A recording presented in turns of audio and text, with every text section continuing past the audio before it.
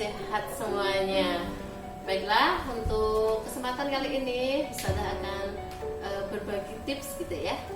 Tips memilih perguruan tinggi gitu ya. Kalau kemarin Ustazah sudah sampaikan terkait dengan jalur masuk perguruan tinggi. Untuk kesempatan kali ini Ustazah akan berbagi tips memilih perguruan tinggi yang baik. Baiklah, untuk kesempatan kali ini sebelum masuk ke tips memilih perguruan tinggi, Ustazah akan sampaikan gitu ya. Ada beberapa hal penting gitu yang perlu kalian ketahui sebelum memilih perguruan tinggi. Beberapa pertimbangan ataupun pertimbangan mendasar yang harus diperhatikan untuk studi lanjut atau kuliah. Ada 4F. Yang pertama adalah fokus primer. Fokus primer ini berasal dari diri kita sendiri gitu ya, ataupun minat dari diri kita gitu ya, passion dari diri kita sendiri tanpa ada pengaruh dari luar. Jadi apa yang kita sukai, apa yang kita senangi. Yang kedua adalah fokus bakat kita, apa yang menjadi bakat kita gitu ya. Kalau kemarin sudah terbantu dengan adanya psikotes ataupun tes-tes yang lain yang sudah diselenggarakan, kita tahu bakat kita apa gitu ya, kita punya potensi apa dan sebagainya. Yang selanjutnya adalah fokus jurusan atau bidang studi. Di sini gitu ya, kalian juga harus memfokuskan program studi apa yang akan kalian ambil nantinya di perguruan tinggi gitu ya. Tentunya kalian juga harus memahami dulu gitu ya tentang program studi yang akan diambil, baik itu mata kuliah nanti yang akan dipelajari gitu ya, prospek gitu ya, prospek lulusan ataupun prospeknya, peluangnya gitu ya, serta bisa berkarir di mana saja.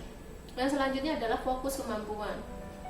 Sejauh mana kemampuan kita untuk mendukung perkuliahan kita tadi gitu ya. Kalau tadi di program studi kita tahu nanti mata kuliah apa yang akan kita geluti, maka kita juga harus tahu kemampuan kita sesuai enggak gitu ya dengan program studi yang akan kita pilih gitu ya. Menginjak tips memilih perguruan tinggi ya. Yang pertama yang perlu diperhatikan adalah tipsnya adalah reputasi. Kita harus tahu reputasi kampus yang akan kita masuki. Reputasinya bagus atau enggak di masyarakat, di lembaga-lembaga pemerintahan ataupun di lembaga-lembaga ataupun di dunia kerja yang ada. Yang selanjutnya adalah status akreditasi masing-masing program studi. Kita harus tahu gitu ya, dengan perkembangan dunia pendidikan saat ini gitu ya, banyak kampus-kampus yang membuka program studi baru gitu ya. Sehingga kita harus tahu terkait dengan akreditasinya masing-masing gitu ya, karena nantinya juga akan berkaitan dengan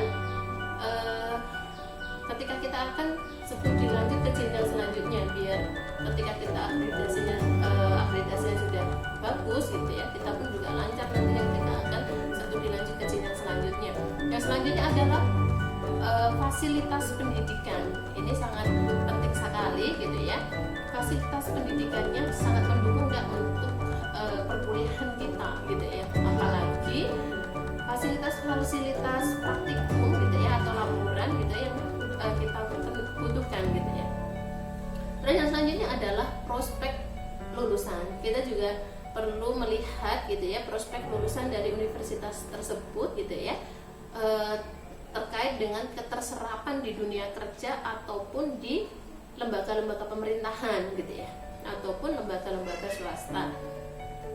Yang selanjutnya adalah biaya masuk ke perguruan tinggi gitu ya. Kalau di perguruan tinggi negeri gitu ya, ataupun di sekolah kedinasan, tidak akan masalah gitu ya, karena di perguruan tinggi negeri sudah ada yang namanya UKT gitu ya. UKT sesuai dengan penghasilan orang tua ataupun kondisi ekonomi orang tua masing-masing.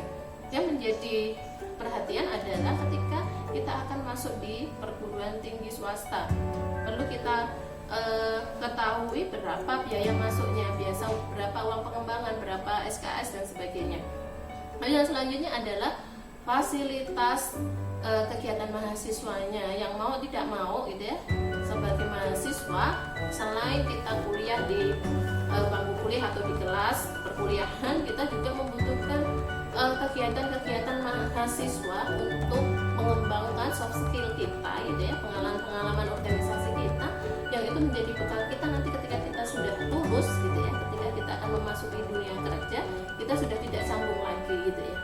Dan yang selanjutnya adalah networking ataupun jaringan dengan pihak luar gitu ya, jaringan itu dengan pihak luar, baik itu lembaga-lembaga pemerintahan, lembaga-lembaga dunia kerja gitu ya, ataupun swasta gitu ya, sehingga kita tidak ada tidak khawatir gitu ya, dari perguruan tinggi itu sudah mempunyai kerjasama dengan pihak mana saja gitu ya, sehingga kita bisa mempunyai banyak link, banyak jaringan gitu ya ketika kita nanti lulus, baik kita mau bekerja atau mengabdi di lembaga-lembaga pemerintahan ataupun dalam rangka kita membuka lapangan pekerjaan.